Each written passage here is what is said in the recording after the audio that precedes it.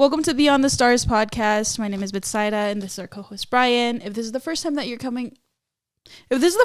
joining us, welcome. And if you are a returning listener, watcher, thank you for sticking with us. Welcome back. Don't forget to like, share, and subscribe, and share with your friends. Send your stories in. We want to be including as many people from our community as possible in this. This is a space for you as well, and we're just here to curate the vibes. So let's get right into it. My name is Betzaira. I'm the development associate here at the New Mexico Dream Team. My pronouns are she, they. I am a DACA recipient, and I started with the New Mexico Dream Team back in October of 2023. And pass it over to Bryan. Thank you so much, Betzaira, for that amazing intro. I just want to recalcar that you should definitely like and subscribe, because if you're not, then what are you doing? Right. But very nice to see everybody again and all these new faces that are stumbling upon this channel. My name is Bryan Avila. I use he, him, él pronouns. I'm 22 years old, and I'm a central organizer with the New Mexico Dream Team. I've been with the New Mexico Dream Team since 2022. About to be 2 years, already 2 years and something. So, I am also not a DACA recipient, but a SIJS recipient. And yeah, I've been here and doing this job, working with community for a bit, and I love it, and I wouldn't change it for anything. But it's not about the co-host today. It's about our special guest, and I want to pass it over to Edwin. Hey, how's it going, everyone? My name is Edwin Garcia. I'm currently 26 years old. I'm a fellow right now here with the New Mexico Dream Team.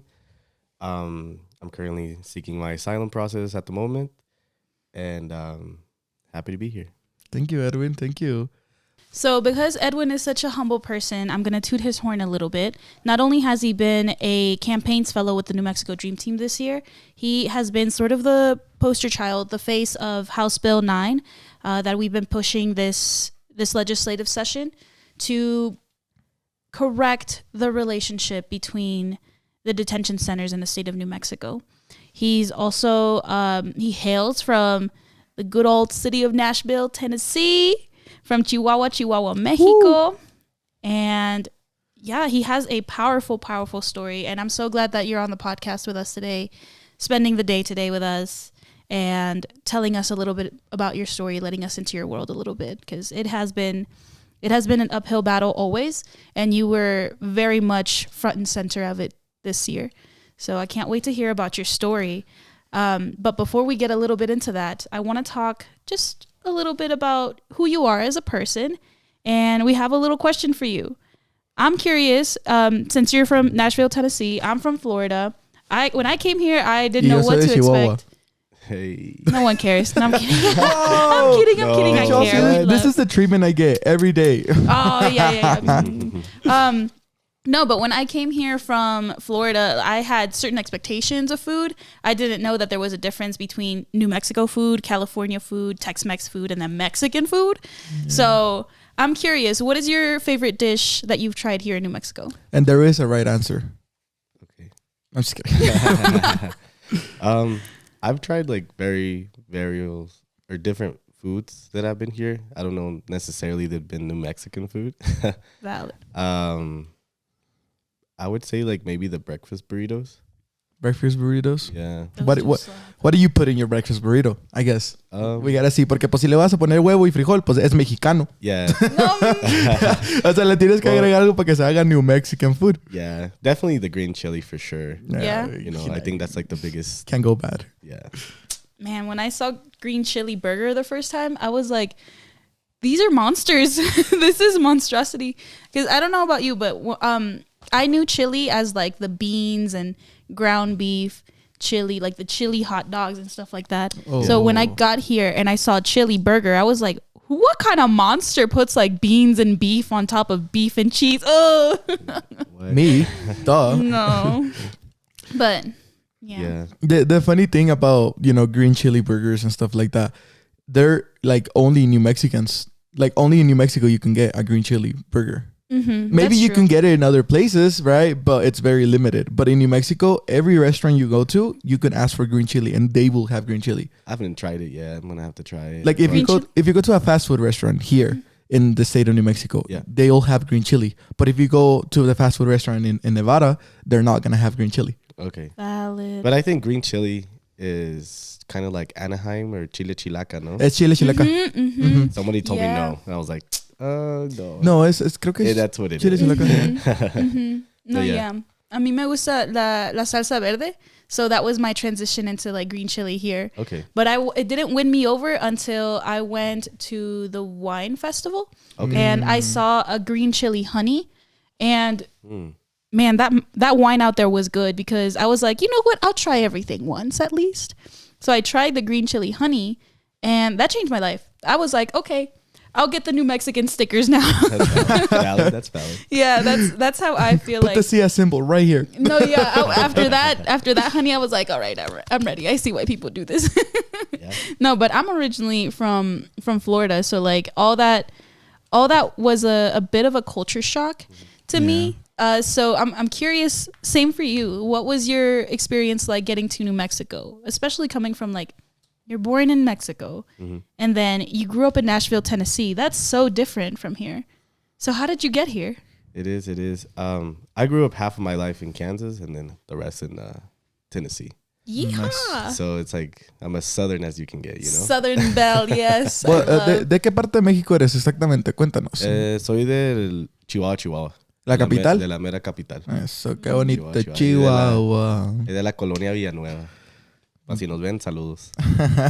Ok. Y, pues bueno, síguenos contando cómo llegaste a Nuevo México. ¿Qué decisión tomaron tus familias para irte de Chihuahua a Kansas y de ahí? Sí, pues yo nací en el 98 y como en el 99, 2000 más o menos, mis papás decidieron migrar a Estados Unidos. Legalmente con una visa entramos los tres. De ahí nos fuimos para Utah. Ahí nació mi hermano unos meses después. Y de ahí nos fuimos hemos andado casi por todo Estados Unidos. Vivimos en Colorado, en Denver también un rato. What? Y luego de ahí nos fuimos a Tennessee. Ahí en el 2006 nació mi hermana. Y cuando nació mi hermana, de hecho, nosotros ya nos íbamos a ir para México porque era cuando la economía había caído. It crashed. Oh, yeah. So the recession. Yeah, my parents kind of sold everything. They sold their house, cars, and everything. We were heading to Mexico. And unfortunately, my sister, just like the last doctor checkup, le detectaron una enfermedad. So we never left. And then after that, we lived in Kansas for multiple years. That's when I was able to become DACA. Wow. So you applied for DACA? Yeah, I did. I think it was like in 2012. Okay. Yeah. And how was that process for you? Yeah. It was pretty fairly easy. I didn't really understand a lot either.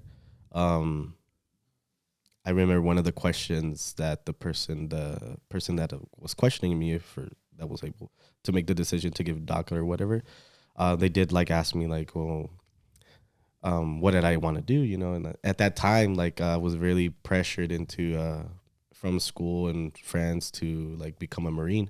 And that's what I wanted to do. I wanted to become a Marine. So when I said that to that person, like I had DACA like instantly, like it came through the mail like weeks, and I was like, whoa. No. They were like, okay, we got another number for the military and the Marines. Put them in. They said ship him out. Yeah. Immediately. Stamp of approval. That's so interesting. I didn't see it like that back then, but it's like as time moved forward, I was like, oh yeah. Yeah, Wow, definitely. okay. I mean, back then, I bet it was just like such a big blessing of like, it was so fast. I got, some sort of protection here. Not really protection. I mean, you just kind of go to the lower part of deportation priorities, but regardless of, it's still algo mejor que nada. Yeah. I'm curious a little bit about like your experience in Kansas and going through that process. Were you in school at the time? What even is Kansas? I'm just kidding. See, I'm cultured. I saw Twisters. So Twisters. Yeah. That's in Oklahoma, but still. Yeah. Those Cowboys were. I'm sorry. Okay, then you got me there. Anyways, it's the scientist thing, I think. Anyways, back to focus. Yeah. About Kansas. What was that like for you? Were you in school at that time? Did your classmates know? How did you feel going through that process? Like I said, it was something fairly new. I think I was 15 at the time. but I applied for it when I was 14, almost going into 15. And exactly when I turned 15, like a week later, it like came in. I lived in a small town called Liberal, Kansas. Oh, okay. It's a very small town. It's growing now rapidly. It's known for Dorothy's house, which was behind my house. It was like in the backyard. Shut up. Wow. Yeah. Oh my God, that's true. Kansas City. That's for like the whole Wizard of Oz Yeah. like universe takes But the place town, on. the town is liberal though. Kansas City's like very far away. So But, the like- town where they filmed and everything is the town that you were in. Yeah. Whoa. Yeah. Oh And, my like, God. I used to go in my backyard and I would. Do see you have Dorothy's house. the red slippers? Do you have them? I mean, He's like, that's for me to know. Wait, or for can you? so like quick story. People used to like go from all places to visit this. And since it was in my backyard, so me and my friends would wait at night, and then we would just hop our fence, and then we would for free. So we like Nice. saw everything in the house, the yellow Wow. brick Pretty road, all the Did they- stuff. all the stuff. Wow. So they had like That's so kind cool. of the set. Yeah, they that had the house. Okay, that's Like so you cool. go inside the house, and it's just like like the movie. That's so cool. That's pretty sick. You must have ran into like Toto's ghost or something like that Please. out there. That's so cool. I don't. Did you watch Wicked? I don't know. I don't like to watch a lot of TV.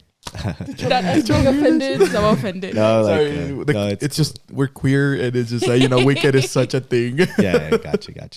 No, since I was a kid, I didn't really like watching TV. I've always valid. been an outside kid, so. That's valid. But yeah, liberal, also known for Pancake Day, Oh wow. Okay. International Pancake Day. They do like a lot of races, flipping pancakes. Who can eat the most pancakes? That's pretty cool. That's my type of vibe. No, I'm kidding. yeah. No. That's you pretty race cool. down Main Street with like a pancake and a pan in your hand. Really? Like That it's is so funny. huge. That's what it's known for too. What?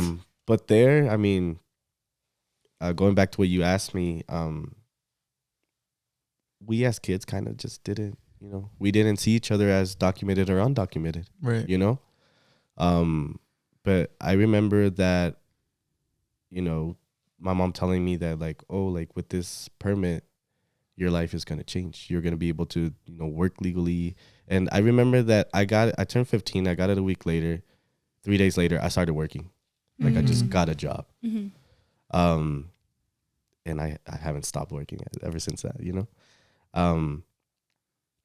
As I got older, I started realizing like how important it's to be documented, at least have something,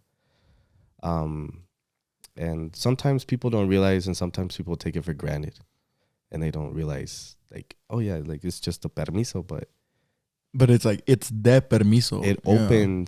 opens a door. You're able to get a driver's license. You got a social security. You're able to work legally. You can work almost in any place you want. Mhm. So like I said, as I started getting older, like I started realizing that, my senior year, we moved from Kansas to Tennessee senior year. My dad used to work in the oil field. It was either that or you could work in the slaughterhouse that was in Liberal. Mhm. That was like the only thing sustaining the town. Unfortunately, like when you're working oil field, you're almost like gone all the time from your family. My dad ended up getting injured one time he was working. So he was out like for a year almost, and then we were fighting, because it was the company's fault, and there was a lawsuit going on, and then whenever we ended up winning, our family got that money, and we decided to move. Mhm. And just for the context of it, yeah. on your whole family, only you, your mom, and your dad were the ones that were kind of undocumented at that time. I mean, you had DACA, but your other siblings, you said they were born here, right? Yeah. My two siblings were born here in Tennessee and Utah, and at that time that I had DACA, my parents also got a working permit. Oh, okay. So Okay. That's good. yeah, so my dad was like, working permit, that opens the doors. We can move anywhere now. Yeah, because So you mentioned the lawsuit, and something that it's very prominent in the undocumented communities, like when our people get hurt inside jobs and they're undocumented, they fear like putting a lawsuit to the company because of the fear of repercussions of like ICE coming in or start questioning your your social security that you gave them and stuff like that. So I don't know, it just came to my head if your family experienced any challenges throughout all of that. and that's I'm glad you mentioned that, because that was something the owner was like telling my dad, like, hey, I could say that you're undocumented. I could say that You know, but at the same time, I told my dad, I was like, you shouldn't be scared, because if he says he can get you in trouble, he can get you in trouble, you know, because you can turn it around and say, well, he has undocumented people working and they're underpaid and they're overworked and there's not like a lot of safety, you know. But it worked out eventually. Like I said, we got paid. He got his my parents got their working permits, and we came back to Tennessee. Nice. And at this time, were you guys still dealing with the medical bills and those appointments for your sister? Well, since my sister was born here, she has insurance. But there was times where it's funny how it's happening now. Like, you know, our current president is like cutting down a lot of things. Yeah. And there were some times that like they would be like, oh, well, we can't cover the syringes, or we can cover this. So it was very hard sometimes, but you know, we managed.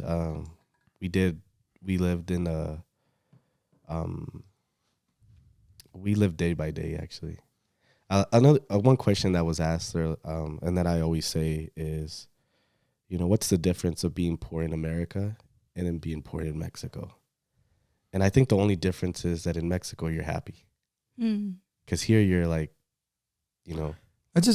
I just think you live life faster here. It's just something like me and my family have always like talked about. Okay. Like aquí se vive rápido. Aquí es de que, como dices tu día a día. Yeah. Día a día. Y allá en México, like, tienes la oportunidad de repente, yeah, I'm gonna just chill back and voy a mi ranchito, voy aquí con mi familia, Yeah. vamos a salir aquí allá. Y aquí no, aquí es como que Pues it's a es very que- individualistic mindset. Sí, pues aquí como mucha gente se viene a superar, ¿no? Entonces cuando está pasando por tiempos difíciles, como que estás hasta acá, te viniste hasta acá y mira cómo estás viviendo, ¿no? Y pues allá en México, pues eres feliz. O sea, si tienes arroz y frijoles y tortillas un día, o sea, eres feliz. Estás con tu familia, o sea, están tus vecinos, tus familiares, como dice Bryan, te vas al rancho, ves a tus abuelos. That's Y powerful. yo digo que es la única diferencia. Hmm. Y aquí como que tienes más presión porque vienes de lejos, vienes inmigrando, vienes con un propósito. Y lo más si te vienes con esa presión de que dejas a familiares que les tienes que ayudar. O sea, que estás Sí. aquí no solo por ti, sino por ellos, ¿no? Y Sí, si tú no estás trabajando, pues ellos tampoco tienen un plato para comer, para la cena. exactamente. Ujú. Sí. Wow. So, would you guys agree that there's more shame here as well? Shame Like- on what? Like as an individual, you just live with like more shame, more like guilt, more pressure, and we're lonelier.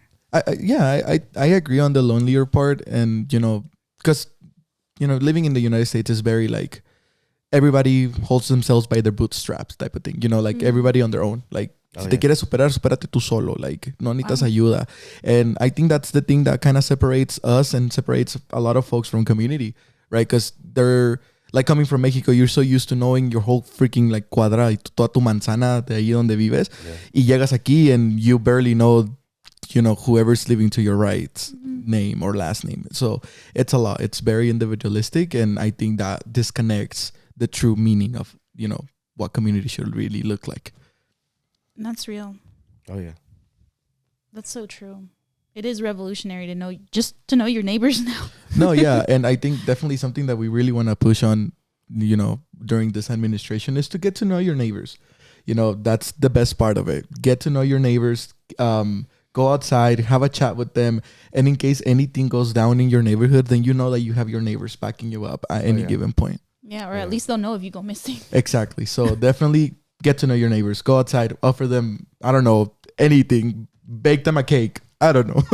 Yeah. I made a bunch of tomato soup a few months ago, and I went to offer it with one of my neighbors, and we like shared a dinner, and we got like to talk about like our families and like our immigration histories, and from there like we all just became like a pretty close, really cool like hangout group. And Yeah.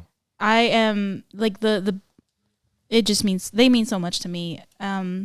Knowing my neighbors has really changed my life in a way that I haven't had that experience before. It was mostly like through my parents. Yeah.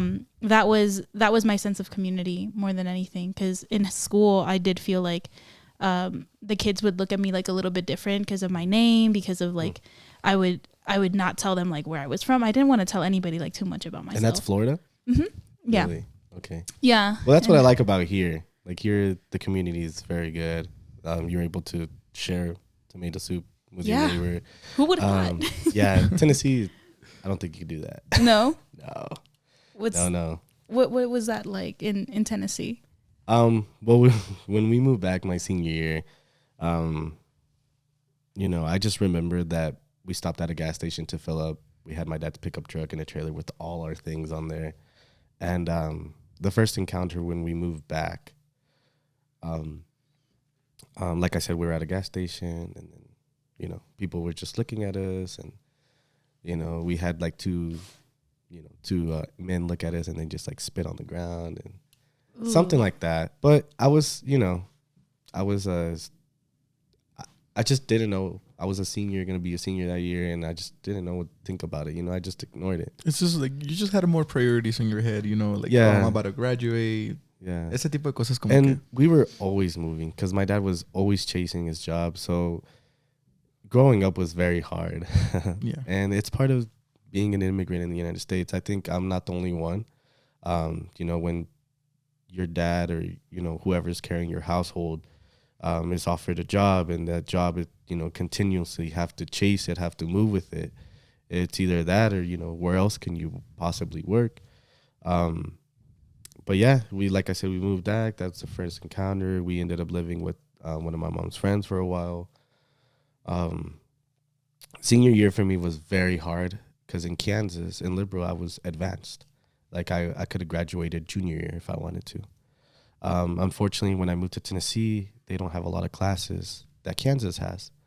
So they dropped like 7 credits. So I was like a year and a half behind besides my senior year. Wow. It was very, very hard. I didn't have really much time to make friends. I was just like very overwhelmed with classes after classes. I remember graduation was at 7:30 and I graduated at 5:00 that same day. Wow. Yeah. Wait.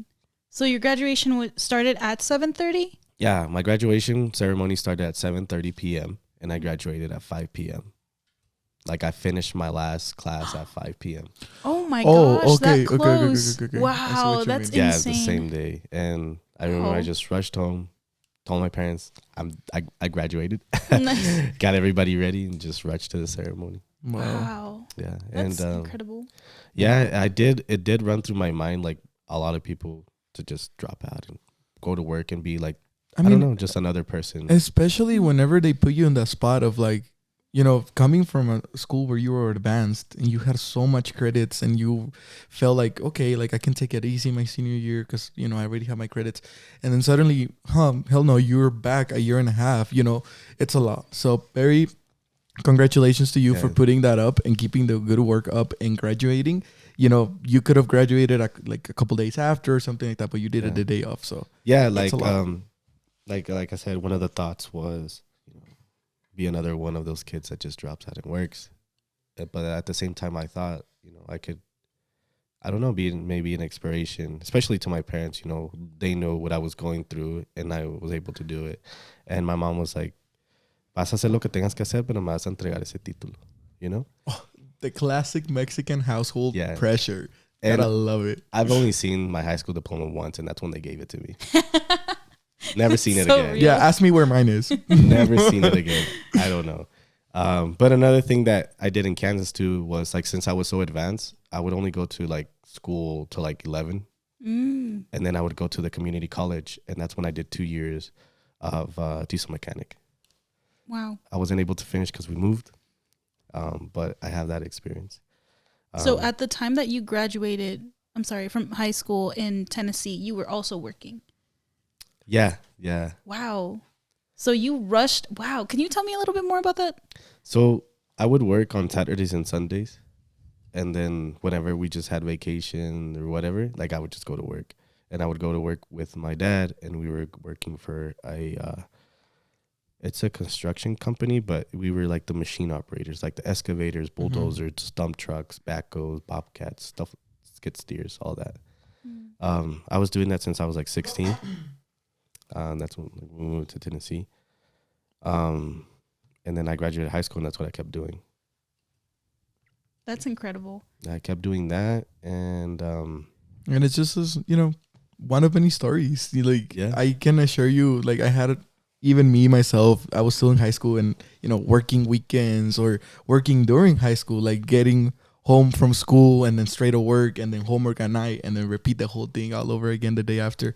It's a story that a bunch of our undocumented families go through, because sometimes hace falta dinero en la casa and that's right. You're the one that has to put up with it. Especially when you have some sort of permit or some sort of ability to work. It feels like, you have to make it. You have less excuse than other folks that did have to drop out and just have to focus on working. Yeah.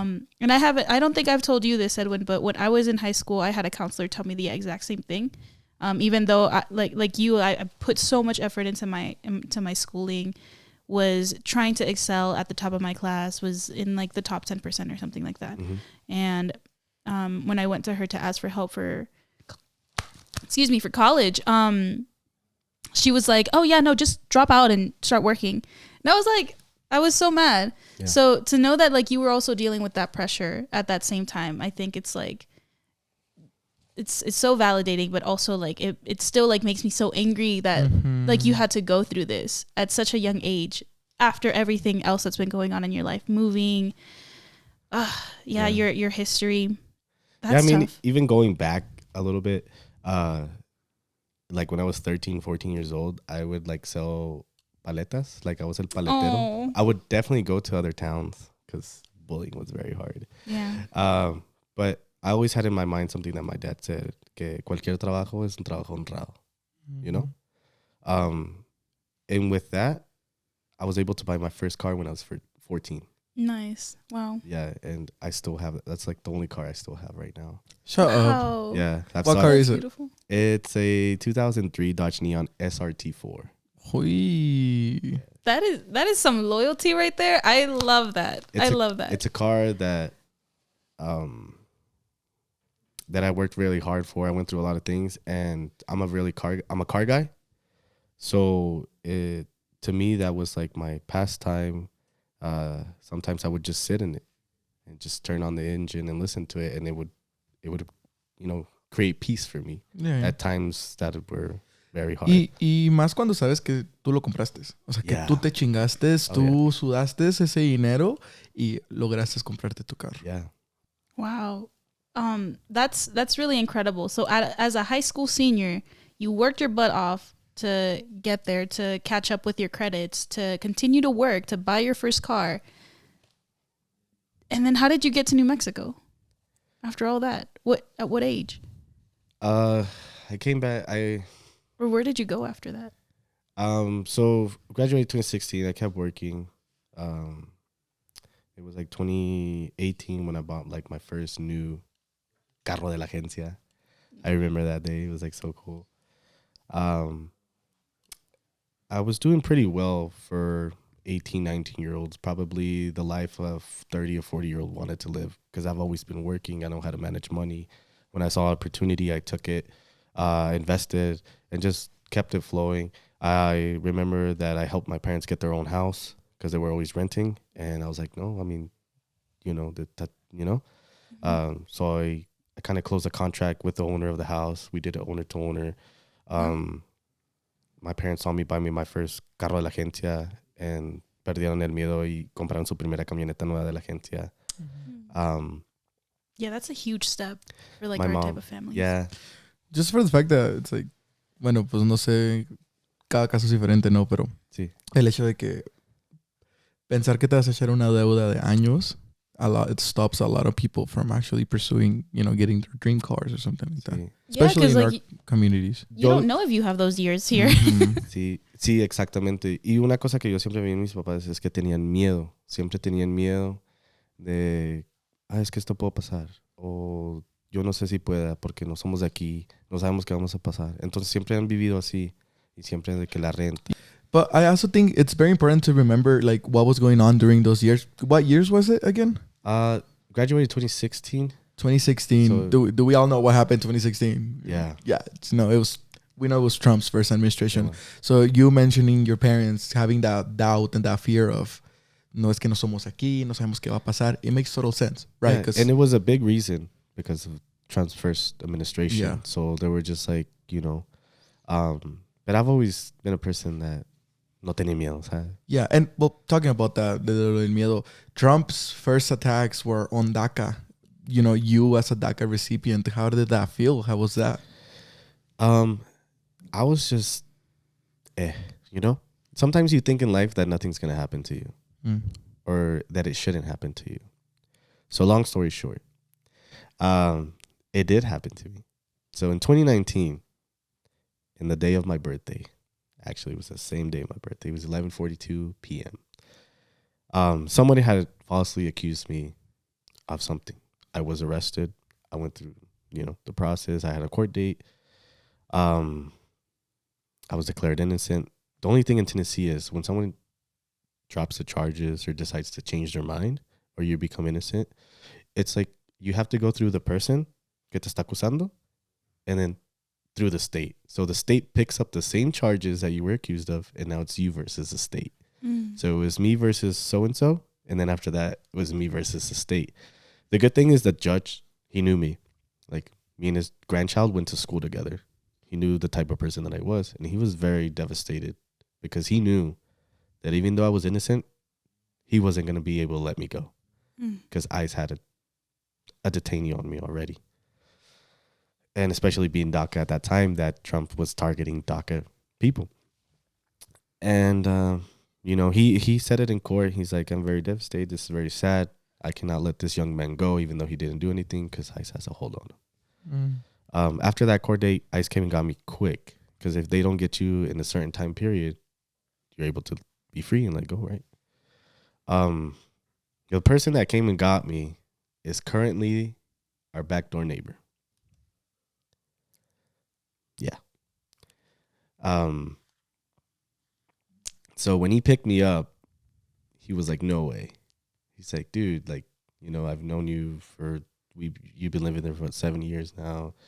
You're the cool kid with the cool cars, and he was just very shocked as well.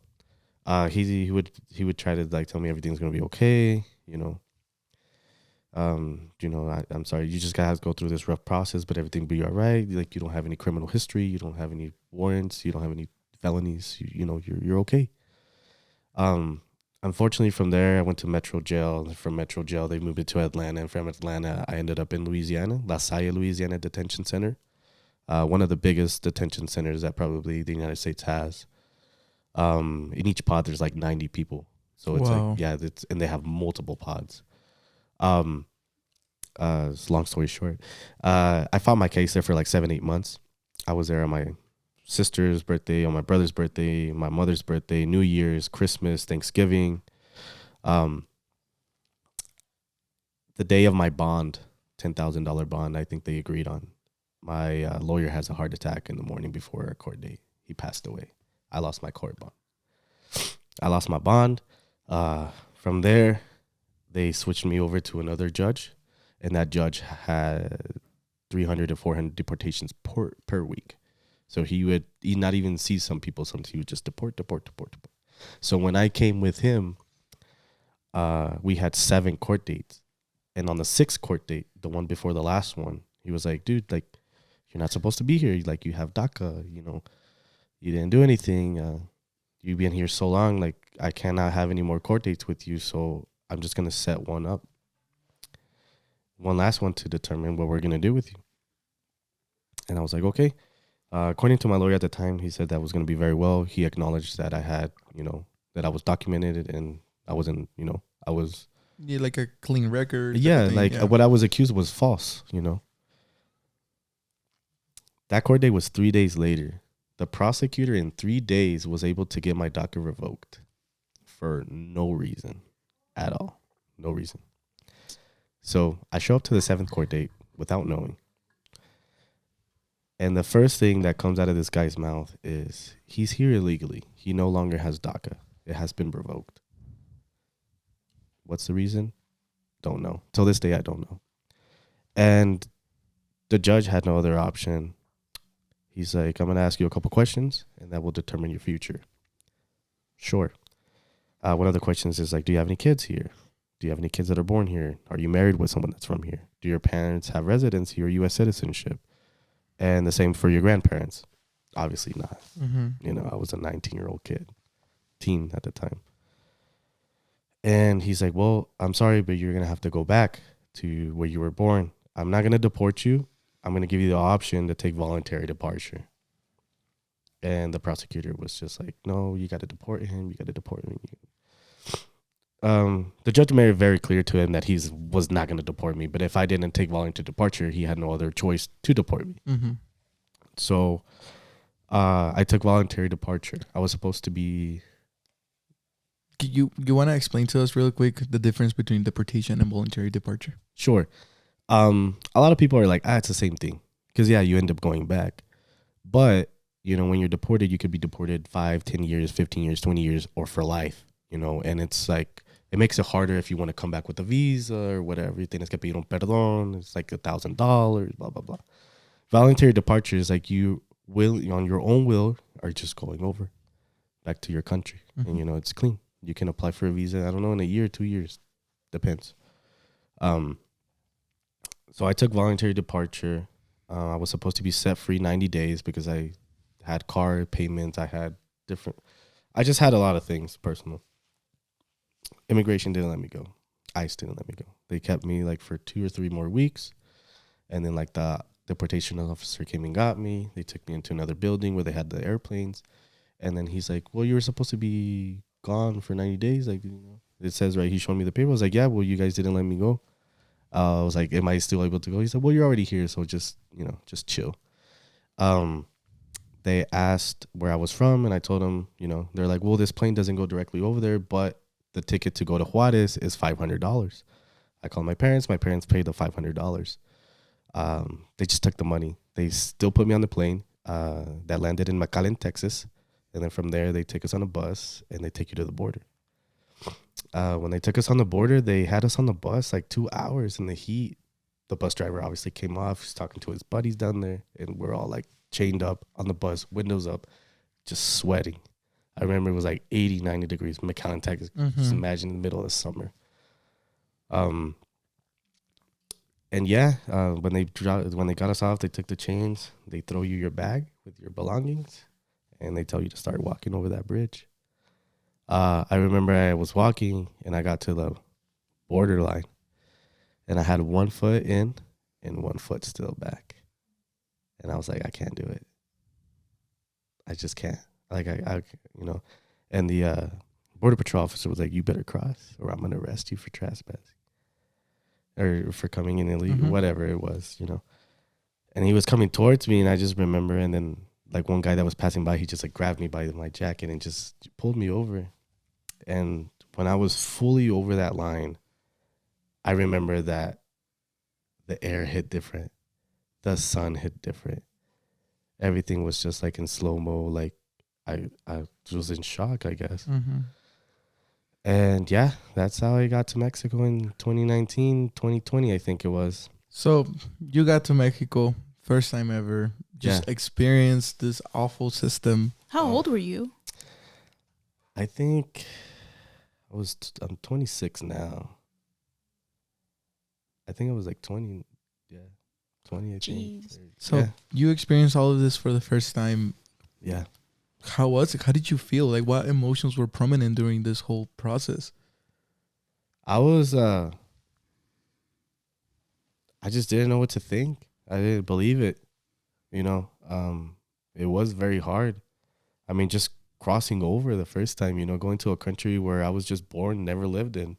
It was like and they literally pulled you over that line. Yeah, someone pulled me over the line. Like, I didn't even, you know. You know, and not only like being pulled over the line, but, you know, stepping foot in a country that you have never been there before. Like, you were born there, lived there for like a year, right? You said? I was 1 year old when I came. 1 year old. And now you're back in this place where, one, you don't know it. You've never been there. You probably like had some family and stuff, right? I would guess. But de todos modos, like, you've never been there. You don't know it at all. Yeah.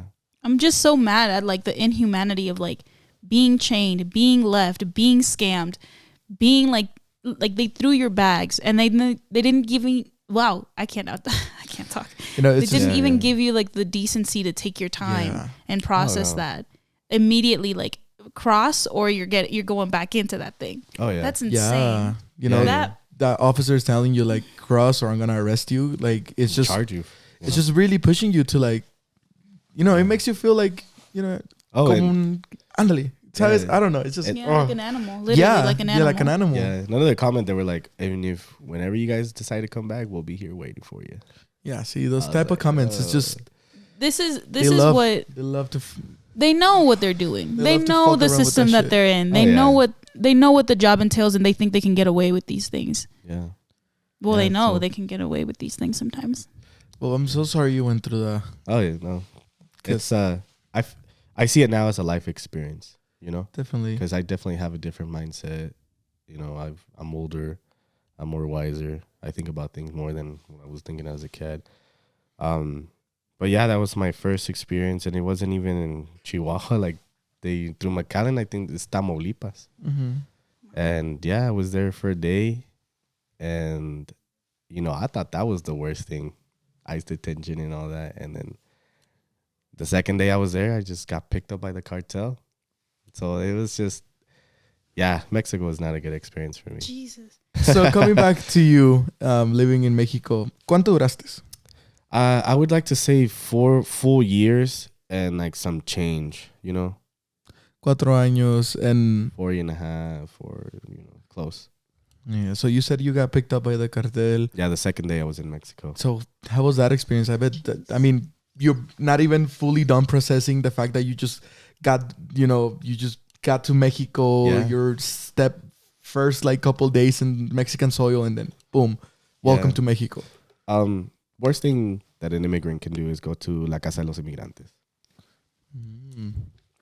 And that's what everybody is like, wait, what? That's like the safest place for... No, it's not.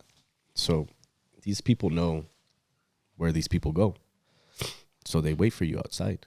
They patrol the area all the time. And that was my experience in Tamaulipas. So they know that you're vulnerable. Yeah, when you cross the border, there's people watching. Dicen halcones, punteros, whatever you want to call them, right?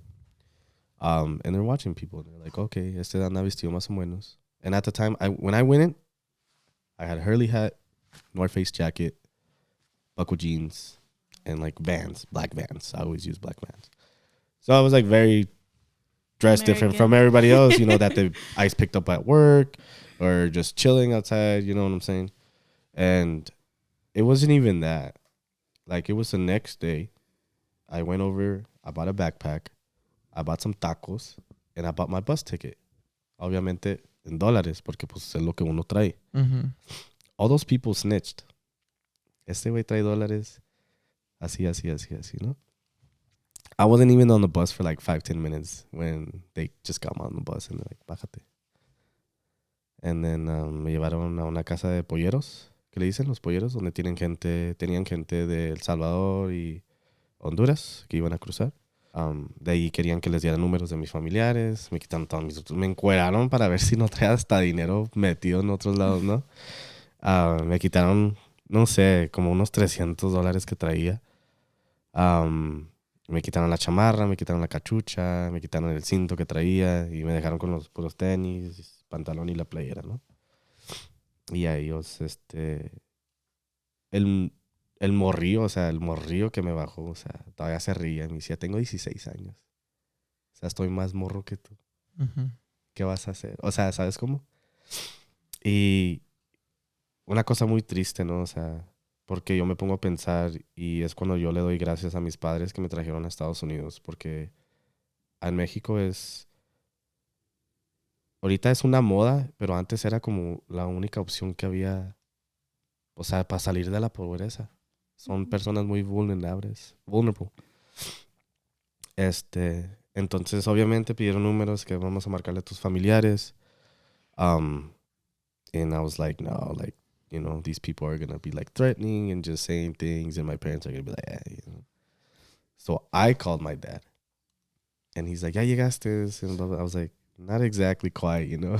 I have a little situation going on, and the only thing I can say is people are going to contact you, and they're going to give you different number accounts with names, and you're going to deposit different amounts of money. And my dad was like, okay. And like I could hear my mom in the background just devastated. Mm-hmm. And yeah, like $500,000 was paid for my rescate. And yeah, that was my like experience of welcome to Mexico type of deal. I never knew how it was going to be. I didn't expect it to be like that, you know, not knowing what it was like. Yeah, that was my experience. And that was kind of what I lived for 4 years. That wasn't the only time that I was taken by the cartel. I was targeted actually by the local police, 2 in Chihuahua, 2 kidnapped in Chihuahua también, like 4 attempts of murder as well. For just, I don't know, like people were like, oh, maybe it was you in the wrong place at the wrong time. I don't know. It could have been. But when you're like followed and people have pictures of you and they know what you drive, they know where you live, they know what streets you take to go to work and come back home, it's like, no, I think I'm targeted, you know? And that's kind of what happened. So how did I get back? It was through a kidnapping. It was through kidnapping. I'm not gonna give a lot of detail, but in the last one, that's when I was able to free myself. I was in U.S. soil already. The reason, how did I know I was in U.S. soil? I remember I like ran or I walked or I don't know exactly. I just went to a main road, middle of nowhere, middle of the desert. After being tied up to a pole for 2 days without water or food, by these people because, they knew who I was. They knew my parents were in the United States, blah, blah, blah, no? I walked out to a road in the middle of nowhere, and I just saw cars passing by, and I started seeing license plates, Arizona, Texas, New Mexico, California, and I was like, uh-oh, like, where am I at, Because it still looked like Mexico to me. And that's like when a couple pull over in a little, like, traveling van, and I was like, where am I? And they're like, you're in Texas. And I was like, mind blown. But at the same time, I was like, okay, the police help you here. I was like, But by the time I could ask for help or whatever, Border Patrol shows up. I literally ran to the Border Patrol SUV, and I told the guy to open the door and, like, take me with him. And he was, like, super shocked. He's like, usually people run away from me. And I was like, no, dude. And I kind of, like, explained my experience. And then there was people probably out there looking for me right now. And that's like, that's how I came back into the United States. That's how my asylum process started. After that, I moved to Las Carpas in El Paso. I was there a couple days. I witnessed how they took all my clothes and threw it away. How they yell at people, how they separate families, how they take the kids away from the moms and the dads away from them. Just constantly torture. I remember that when we got there, they make us shower. And then, like, it was like 9 or 10, and then, like, people want to sleep, we had a long day, and they run in there at 1 a.m, like hours later, start yelling to get up to take a shower again, and then they tell you that you're only supposed to use, like, this llave. It's like cold water. And people are, like, so scared or whatever. They do what they say. Yo le abro la otra y sale agua caliente, ¿no? And tienes 2 minutos, 2 minutes, take a shower, brush your teeth, and you got to use this liquid. You got to use this, this, and you don't even know what it is. That's how it was with the shower thing. It was always yelling at us for no reason at different times of the day. People from different companies les echaban different liquids and, like, polvos and the hair, like, I don't know, it was just very weird. And yeah, I was there for a couple days, and then they, like, came, got me, chained me back up, put me on a bus, and the things that we were told are like, oh, you guys are going to another campsite just like this. In my mind, I was like, no, we're not. We're going to a jail. and that's when my first encounter. That's when I arrived to Torrance County Detention Facility. Wow. And all of this is in a span of 5 days. 5 days. 5 days of trauma, back to back to back. Can't even process one when there's already another one happening. Yeah. And that's 5 days of them not letting me call my parents and not letting me call my lawyer. Yeah. So you arrived to Torrance. How was that? How was the inside of it? I know, like you mentioned, you knew it was going to be another prison. Yeah. How was What was your first impression of it? I remember just going through the town. And I remember taking that right turn on that long road, and down there was Torrance. And I was like, when I saw the building, still far away a little bit, and then the first thing that I saw was like the fence with the barbed wire. Then a huge fence. Oh yeah, there's like 5 fences between inside and getting out. So yeah, and yeah, so the bus rolled in. Everybody got off one by one. They tell you to make a single file line facing forward, hands behind your back, and you're chained up. Doesn't make sense, but anyways, so there's someone there. There's some guards, and there's like a person that's supposed to be reads like the contract. The contract's like 20 pages long, and they read it in 5 minutes, and it's supposedly in Spanish. Person tried its best, but their interpretation was not good. I remember I read it before I signed anything, and then that's when my role started, because people were like, "Oh, you hablas inglés," so people were like, "¿Qué dice? Lo puedo firmar?" Blah blah blah. The guards started catching up onto that. So I remember we went to a pod where they have us change our clothes and put on the jail uniform, and that's when they started like, "Oh, tell them this, tell them that, translate this, translate that." So that's where my role started, and then that's when I was like, this is where I have to put in practice what I know. And obviously, besides my language, I've already went through this one time. First thing people ask is, how does the phone work to call my family? Oh, somebody will come in and tell you how to use them tomorrow. Nobody came. That group of people that I was with, I think it was like 40 of us. I helped all 40 of them how to use the phone, how to call long distance. They didn't leave me like one pod. Like, I went through all the pods, like all of them. There's Alpha, Bravo, Charlie, and Delta, and they all have 3 pods in each section, no? That's where I was able to meet 300 men together, and I was able to help 300 men together. I remember they moved me pod, and the first pod was like very devastated that I was leaving, because they were like, well, who's going to translate for us? Who's going to tell us what's going on? Who's going to help us do sick calls? I moved over to a pod, and there was a person from Afghanistan and 2 people from China.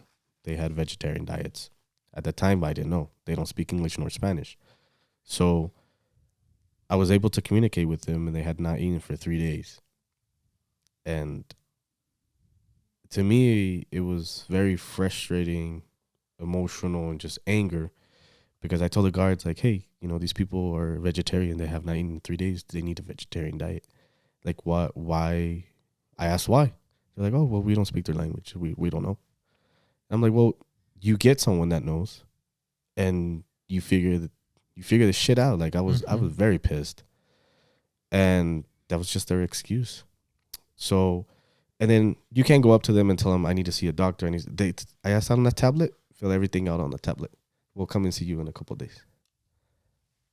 That was, and even me that I was able to communicate with, I remember like I needed hygiene things. It took them 4 days to get me what I wanted, what I needed. Deodorant, shampoo, and soap. 4 days. Obviously, people let me borrow, but I mean, it still doesn't take away from the fact that they took 4 days to get basic necessities. Exactly. And it, and they were so understaffed. I remember like in the weekends, Saturday, coming Friday, Saturday, Sunday. Sometimes there was only one guard for all the pots. You know, we were out there 6-7 hours one day without water. It took them 6-7 hours to get us, you know, water. And the water that comes out of the faucets, it's not great. You know, the building, it's just like when you walk in to the pots and everything, you can smell the humidity. There's mold in the rooms. There's broken toilets and sinks. Sometimes they don't flush. Sometimes the doors get stuck. And like the guard just presses a button so the doors can open and then they go. And like I was in there 4 hours, like 4 hours and 30, 4 hours, 20 minutes, waiting for someone to come and open the door. Just imagine if there was like a safety hazard. Mm-hmm. Yeah. Just any safety hazard. You know, people die. I mean, people have been dying. One of the things is medical neglect. Like, that's one of the biggest things. I think that's a big issue there. I think I knew about it the moment you told me that it was filled out through a tablet, and then we'll get back to you. Yeah. And then you go see the doctor or the nurse, and they just give you what they want. One time I asked for something just to ask, you know? And they give you a little paper cup, and inside it there's like different pills, but there's no numbers. There's no letters. It's just plain white. You don't know what you're taking. Obviously, I didn't take it. But there was people that would take them, like people that had like psychological issues or whatever the case might be. And when you're like suicidal or anything like that, which was another thing that I encountered, 5 men, the age of my father's age, between 40 and mid 50s, like they were just so fed up, so emotionally and physically and mentally damaged by these detention centers and the ICE process that they just didn't want to live anymore. They wanted to take their own lives. The only thing that I did was listen and give these people hope. Talk to them. That's all I did. And, a lot of people are like, oh, that's nothing. And it might be nothing, but it's a lot. It's a lot because it changed these people's minds. I gave them hope. I gave them faith. And, and I think it's better to do that than have them go to them doctor and then they put them in a solitary room for 3 days and they come back like a zombie. They don't talk to anybody. They just go straight to the room, and it's just it's very hard to see how, what they're doing and how they're able to change their human life. Seeing these people, who they were, and then who they are now. And a lot of people ask, like, what type of people are in there? Well, there's innocent people. I don't have any charges, and I was in there. I didn't commit a crime. There was lawyers, there's doctors, there's just carpenters, there's mechanics, there's police officers, there's people that were in the army from their country that are fleeing for whatever reason. And, I don't see any criminals in there. That's people powerful. It's people coming to this country because it's so beautifully talked upon that they're like, okay, that's maybe that's a good place for me to take my family to be safe, to raise my kids, and for them to have better future or better work opportunity, or just be safe, And what does this country do when they come? They lock them up. They make them go through this process that's inhumane, that tears you down and then gets you to the point where you want to take your life. And it's very hard for me because I know what this country's about. I've seen the opportunities it can give. The beautiful life you can live with your family. And that's not what it's about. So what do you think the outcome is going to be for people that do get out, but you make them go through that? Obviously, it's not going to be positive. Right. So that's how you have a lot of people committing or just, doing wrong things. They're just trying to get on with their lives, but it's hard. So, most of the times, like, people in there, or regardless of, they never get the attention to the emotional health, their mental health in there. Like you mentioned, it's just damaged, and they keep damaging it over and over and over again. And what do you expect from this, like this type of situations? Exactly what you get. you know, because they're not getting the help they need to be able to understand that they just went to a very, very traumatic experience, and now you just threw them back out. Like, oh yeah, go live life normal. Like you didn't just endure this for years. Exactly. And I think what's really interesting about this too is that, like, on both sides, people know when you're vulnerable, and people take advantage of that. Oh yeah. And here you are, like, going through this process. In your case, like, you didn't even have any charges. You supposedly had done the whole thing right, and they still found a way because they know that doesn't matter. Yeah. And through everything that you went through, you still came back and you tried to build community in there. You still tried to, you know, I did build camaraderie. I did build with these feet, right? And like this is not the system in there is not conducive at all. Oh yeah, you were a miracle. You mentioned that like you felt like you had a role in there. You know, like a lot of people depended on you, on how somebody who has already gone through this in there is really there to help them out and let them understand that, like, regardless of you being detained, like, you can ask for these things. Like, this is, you know, that's their job. Yeah, I was, and I felt like a lot of people were like, "Oh, you were taken advantage and used." Maybe, or I was, but I did it for the people. I did it because if not you, who? I did it for them, you know, and it felt good. It felt very good. I got people what they needed. I got, you know, people that were there for like months and they didn't go outside for 3 months. I got them to take them outside. Even though, like, just going outside, the air, the sun, definitely, just, you know, instead of being locked up all the time. I mean, you know, they would let us out like at 5:30, 6 in the morning, and then we would be locked up at 8 p.m. again, even though the contract says that you're able to stay out till midnight. You know, and that's something I fought for, and they would just throw the ball back and forth. Oh, it's ICE. And then ICE would be like, oh, no, it's the jails. And then, you know, and I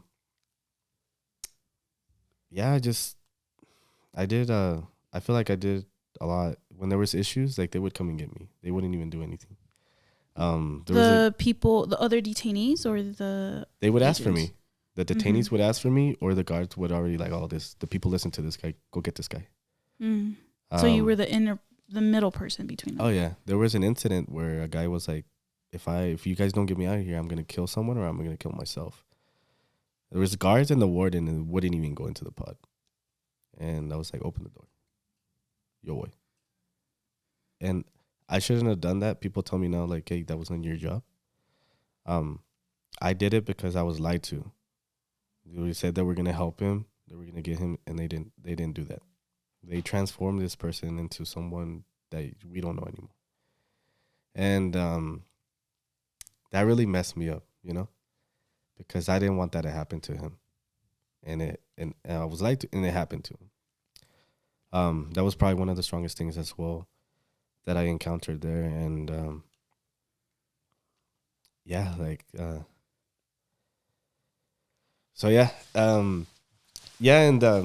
a lot of people think that I was there for months. I was only there 14 days, and in 14 days I pasaron muchas cosas, you know, like a lot of things. I did my credible fear. My credible fear was like 3 hours long. I never told that I got a positive or negative, because that's what they tell you to do. Positive is pasaste, is negative, no, and you have to appeal. But you see a judge, and the judge tells you. I never saw a judge. I just got a big knock on the door, and Edwin Garcia at 3:00 in the morning on a Thursday on the 14th day. Get your stuff, ya te vas. Where am I going? Just get your stuff. You're leaving. They'll tell you ahorita. All right.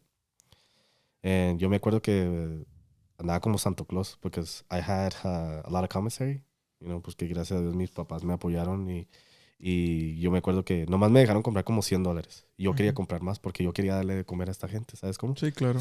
O sea, eso siempre que mis papás me han enseñado que la comida nunca se le niega a nadie, y si tienes la posibilidad, pues hay que ayudar, ¿no? Y andaba repartiendo todo lo que me queda, las sopas maruchas, la cartera de pollo, las sodas, las galletas, las papitas, todo repartí. Y yo me acuerdo muy bien que antes de que yo me fuera, yo les dije a todos, pasé a todos los pods. Y pues no los dejaron salir, pero por la ventanita de su cuarto me veían y me escuchaban, y les dije que ya me iba. Pero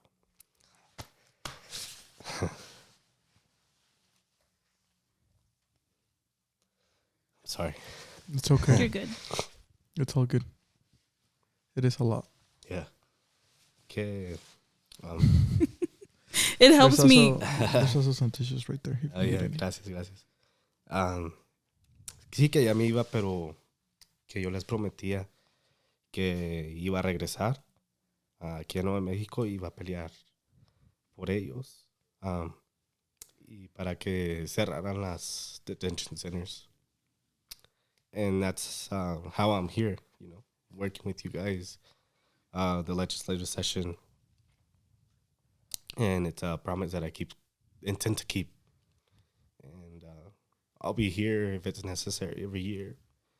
But yeah, and that's like kind of my role and my purpose here right now. And I feel like we made a lot of progress, even though no pasó HB9. But the momentum, and I feel like the community came together. We have more people. We got farther than other years. And we made a lot of progress. And, I feel like we did good. We did good, and we're in the fight still. And, pues ya después de eso, les dije eso, me despedí.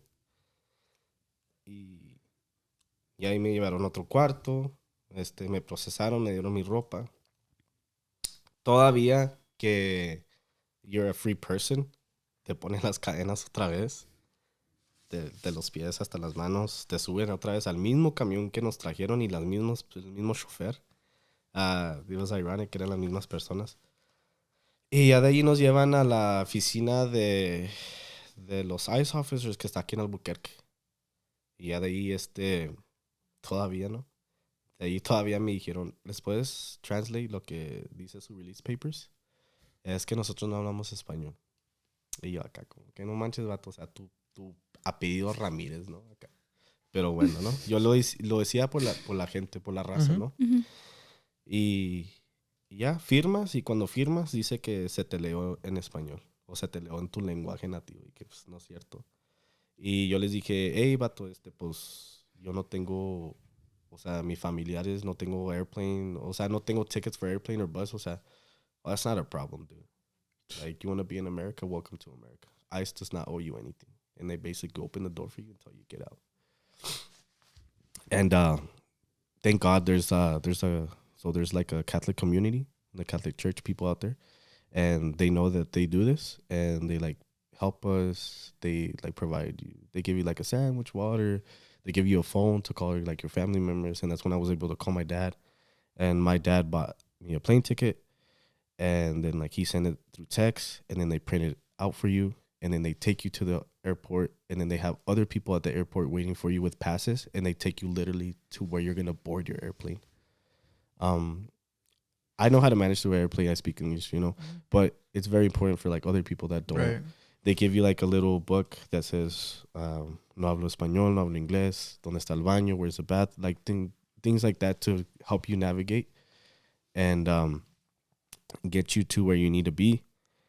And I took the airplane from Albuquerque to Atlanta, and then from Atlanta, and then my family was in Nashville. And that's how I got back. God dang. That's how I got to Nashville. How long were you in that process of like the Torrance detention center? 14 days. 14 days. This all happened in 14 days. This all happened in 14 days. Those, thank you so much for sharing. I know, talking about this, even if it feels like it was ya hace bastante tiempo, lo que sea, it still brings a lot of trauma. Oh, yeah. So, just want you to know that you are seen, you are heard. We're here to hold this for you. Thank you so much for sharing. I know it could be a lot, but it's important also for this to be out there so people know that this is real shit. Yeah. This is happening.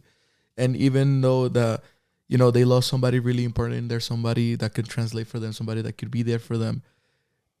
Like this shit's still happening to this day. Yeah, and it's not getting better. It's getting worse. Quick thing real quick. I was actually out there yesterday. Mm-hmm. I visited the prison, and it was down. How did you feel? How was that? It was intense. It was emotional.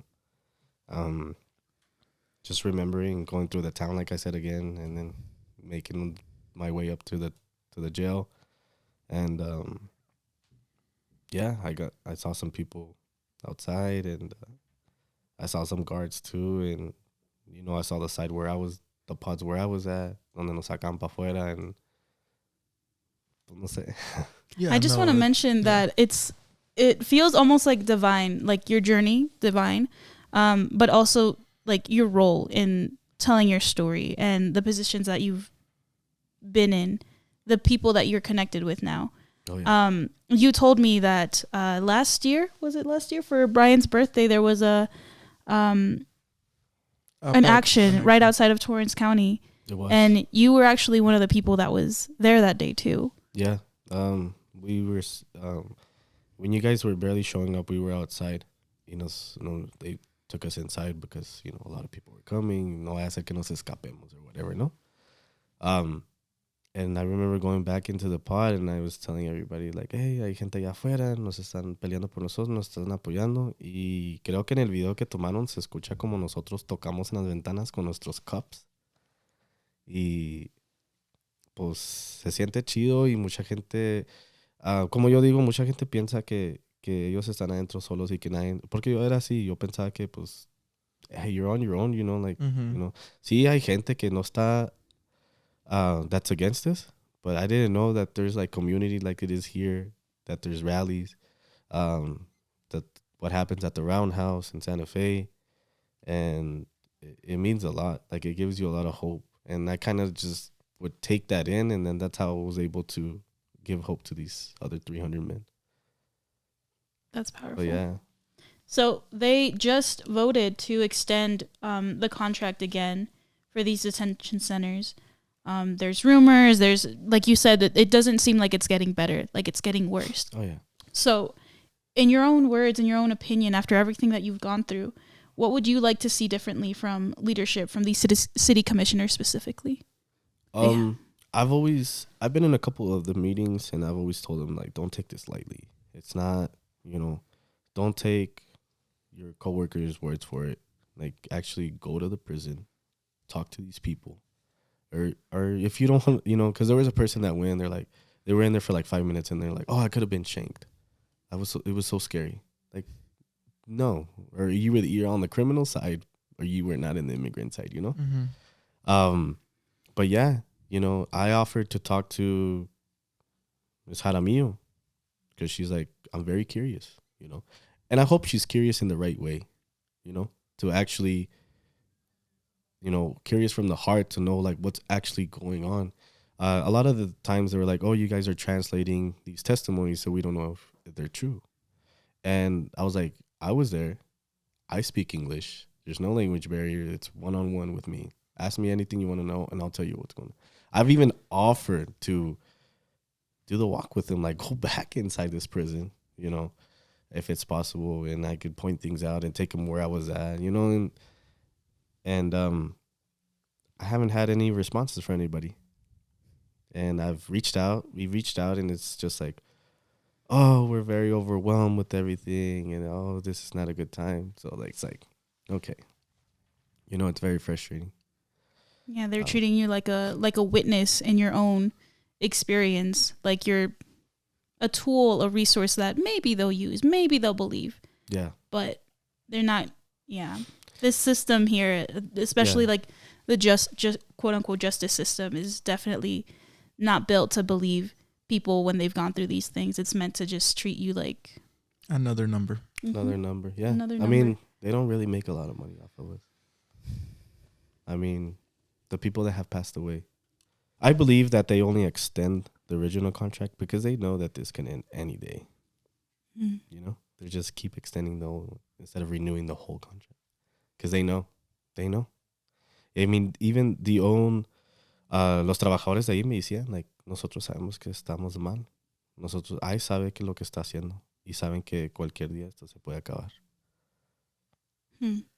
Like the detention center system?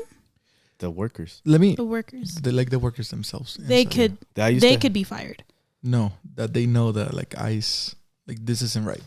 No, but what do they think is going to end? The ICE detention centers. Okay. And you mentioned that you feel like they don't make a lot of money off of us, like of our community, but they do. They do. And the Department of Homeland Security, basically, like they always allocate $2.8 billion every year. Yeah, yeah. And actually, the CEO of Core Civic, Mm-hmm. the one that owns the Torrance, in 2018, they made $4.1 million in just revenue, like just net money. Yeah. Like I think that's like the contract though. Like yeah, the but money of like the contract. at the end of the day, they still make money out of us. Like Oh, they yeah. treat us like Yeah, a yeah. number. They treat Oh, us yeah. like a bed in a hotel. Because that's true. Because like the people that work in the kitchen, they get paid $3 a day. The people that clean get $2 a day, and then like whatever commissary you buy, like it's just money. And like me translating, doing this, you know what I'm saying? Yeah. And that's right. I agree with what. And then on top of all the money that this private citizen earned from having this awful freaking detention centers out here, they only paid less than 5% on taxes. Yeah. And this was as of 2018. Yeah. Yeah, it's one thing that I did mention in a committee meeting was, or commission in the roundhouse, was like no human life should have a price. Yeah. Because at the end of the day, it's a human life. Yeah. Like you're playing with the human. You're playing with somebody's daughter. You're playing with somebody's grandchild. Like it's a Father, human. son, yeah. It's a human, like at the end of the day. And I Same think thing. people in these detention centers, they tend to forget that. And they Yeah. tend to see it as a money sign. When in reality, it's like you said, like no money can compare to a human life. Yeah. Yeah. You also had the experience of working really closely with the coalition, with organizers, with lawyers, with press, to talk about House Bill 9 and ending these kinds of things, ending these relationships, and watching, like you put yourself out there.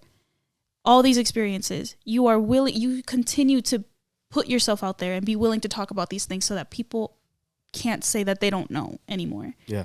And we still watched this effort die in the Judiciary Committee. Mm-hmm. With all of this, and it's a loaded question, but Yeah. what, looking back on who you were when you were in the detention centers, what advice would you give yourself there? Now that,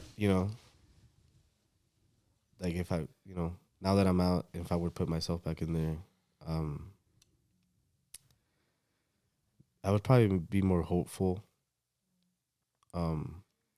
Definitely view communities different.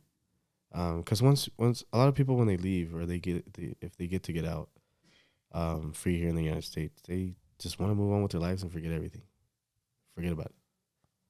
Do what they have to do and move on. Which is, I mean, everybody does what they got to do. I had that option. I did. And I had it multiple times. But, like I said, I made a promise. And so being and doing this is part of the promise. I'm a man of my word, and, it's very important. It's a very important promise I made, and I made it. Like I said, I just didn't make it to any normal or whatever person. I made it to 300 men, and yeah, it's just been very powerful working like with you guys, working with the people at the Roundhouse, seeing and definitely knowing that you have a voice. Because there are a lot of folks out there that my parents used to think they didn't have a voice. Mm-hmm. And my parents are about to receive their residency now, and they're just like still, because you've lived in that fear so long that you carry it with you and it's part of your life. And a lot of like, you're not scared, no tienes miedo. Y yo les digo, no, hombre, compa, el miedo lo perdí hace mucho tiempo. Y no es que me crea muy fregón o lo que sea. Yo soy bien humilde y me gusta ser amigo del amigo y amigo de todos, ¿no? Pero a estos perros yo ya no les tengo miedo. Y yo me acuerdo que así me lo metí en mi cabeza desde que yo me subí a esa camioneta de Border Patrol. Dije, ni madres, you know. Y pues así fue, you know. Yeah, you're a survivor at this point. You've survived so much. Y a mí me dijo Ice, o sea, tú no eres un inmigrante normal. Que tú no te dejas. Uh-huh. Y yo, yo peleaba y hasta el día de hoy, o sea, y yo creo que hasta que me muera voy a pelear por la gente. Voy a pelear por los derechos de nuestra raza y pues de la comunidad inmigrante, no importa de dónde seas. ¿Sabes cómo? Y con todo eso en mente también, ¿sabes? El hecho de seguir luchando es una muy buena calidad. Muy buena... Like a quality, pues, to have. Sí. You know, being able to understand that this is ongoing, this is going to happen, but the more that we come together, the easier it will be. Sí. Is there any advice you would give out to the people listening to you? You know, they just sat down, heard your story. Sí. Pues más que nada, you know, no están solos. You're not alone. Look for your community members, your local organizations. Y yo sé que mucha gente les tiene miedo que hay éxito, ¿no? Pero si supieran que ellos, cuando el pueblo se une, nos tiene más miedo a nosotros que nosotros a ellos. We outnumber them 100 to 1. Sí. Y ellos lo saben. That. Ellos lo saben y ellos han hecho lo que han hecho porque la gente se ha dejado. Y yo lo viví. Yo no me dejé y muchas cosas no me pasaron, gracias a Dios. Pero yo veía como muchas cosas sí les pasaba a la gente, nomás por miedo. Wow. That's so powerful because, like, we often think that, like, being an organizer is about advocating for other people, but sometimes it starts by just advocating for yourself. Sí. Y pues edúquense lo más que puedan, conozcan sus derechos. ¿Sí me explico? Y si llegan a tener un encounter con ICE o lo que sea, ustedes tienen derecho a un abogado, tienen derecho a no hablar ni contestar nada, dejarlos que ellos investiguen quiénes ustedes son, y si no tienen que abrir la puerta, no abran la puerta y ya. Correcto. I'm inspired by your dedication to your promise. And I'm thinking about, like, how this country has made promises to a lot of people, to a lot of our people, like, both in the United States, outside of the United States, and it has consistently failed to keep them. And here you are, one person that has gone through so much trauma, and you are willing to dedicate your time, your energy, your discipline to keeping your promise to people that you met through this journey. I think that's such a beautiful thing. That's so poetic. Thank you. Yeah, Thank you for sharing your story. Oh, you're very welcome. It was a pleasure to be here with you guys. I'm honored. And as a fellow, well, before I say this, I was talking to a friend that is constantly worried about, like, the news cycles, and she'll text me and she's like, I'm worried about you. You know, don't put yourself out there too much. And I tell her, I'm like, we kind of are like cockroaches. Like, we are not going to be that easy to get rid of. And the more I think about it, I think about, like, how incredible it is that, like, we have stories like yours, leaders like yours that have gone through horrible, horrible things. And that's what grows our empathy. That's what grows, like, our relationships, our connections. And that ultimately it's what brings us together. Yeah. So nothing but honor. And as a fellow cockroach, like, yeah, they're not going to get rid of us that easily. Oh, no. And it's great to be in the fight with you. This country is made of immigrants, you know? And I think it'll be like that for a long, long time. Yep. Mm-hmm. Pero pues muchas gracias, Edwin. La verdad, nos has dado personalmente también una perspectiva más diferente sobre las experiencias que es vivir allá adentro, ¿verdad? Y te aplaudo por todo lo que lograste pasar, gracias, por todo lo que superaste. Espero y sepas que lo que hiciste fue algo muy valiente, algo que no muchas personas hacen y algo que necesitamos más en nuestra comunidad. Y espero que 1 o 2 personas o 5 o 10 de las personas que nos están escuchando se inspiren con tu historia y sepan que el simple hecho de poder traducir un papel es suficiente para ayudar a la comunidad. Sí. Y pues sí, la verdad, también espero que sepan que, como tú dijiste, nos tenemos que unir, tenemos que estar juntos, sí, tenemos que saber que somos más que ellos y que se va a poder. y que la lucha se va a cumplir Así y que lo es. vamos a lograr. Si nos tomen 1 año, 2 años, 5, se va a lograr. Y pues también al final del día siempre saber de que somos humanos, tenemos Sí. nuestros derechos, estamos aquí para quedarnos y de aquí no nos vamos. Y obviamente busquen sus organizaciones, busquen gente que se esté involucrando, involúcrense en, ya sea compartiendo una historia, compartiendo un flyer de un evento, A invitando veces amigos. la pura presencia tiene Exacto. mucho poder, mucho impacto. Exacto, o sea, involúcrense en, get involved, get to know your neighbors. This is important. It's heavy times, but there's no better safety net but community for us right now. Betzaira, any final words? Final words, I have a lot, but I'm just honored to be sharing space with people like you that are willing to fight, that are que le echan ganas and that know their value and are willing to stand up for it. Sí. And yeah, I like you. I hope that people will listen and will empathize and will connect and will see themselves reflected in your journey too, and will see that as a reason to show up for our immigrant community. But Sí. first and foremost, they're also showing up for themselves as well. Yeah. Yeah. Como dijiste, la presencia it says a lot. Sí, la presencia es muy powerful y impactante y pero pues a pesar de todo eso, o sea, lo importante es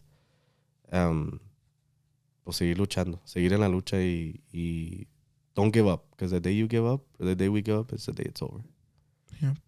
So, Bueno, sí. pues yo final words nomás otra vez dándote las gracias. Thank you so much for sharing everything you just did and everything you just told us. I know it's a lot, Yeah. bringing back a lot of memories, and you know, it takes a lot of bravery. So props to you for that. Thank you so much for also coming on the show, making the time, talking to us Yeah, thank for you. a bit. Y I just wanted to say to the followers, to our people watching, thank you so much for watching another episode of Beyond the Stars. Remember, this is your podcast, and we want you to take it and make it yours. This is one of many stories we want to highlight here in this podcast. So we really invite you guys to start sending more stories, or even if you feel like, you know what, I want to be sitting there with Betzaira and Bryan talking about my story. Either, you know, if you feel like it's not as impactful as, like, you know, Edwin living through this detention center, it's still very impactful regardless of your story. It's a piece of art, and we will love to show it off to the world in this podcast. So, you know, keep getting involved, keep listening to everything, get educated, like and subscribe to the YouTube channel, get involved with the Dream Team, anything at all for you guys to know that, you know, we are going to build a bigger table. We're going to build a bigger coalition. And the moment we do that, it's a moment we're going to start seeing real change and real results. And, you know, all of that is possible with the help from not only us, but all of us right here. Well, See you guys Bye, later. guys. thank you, everybody. Like Don't and forget, subscribe. Like and subscribe. Bye. Ánimo, raza. Bye.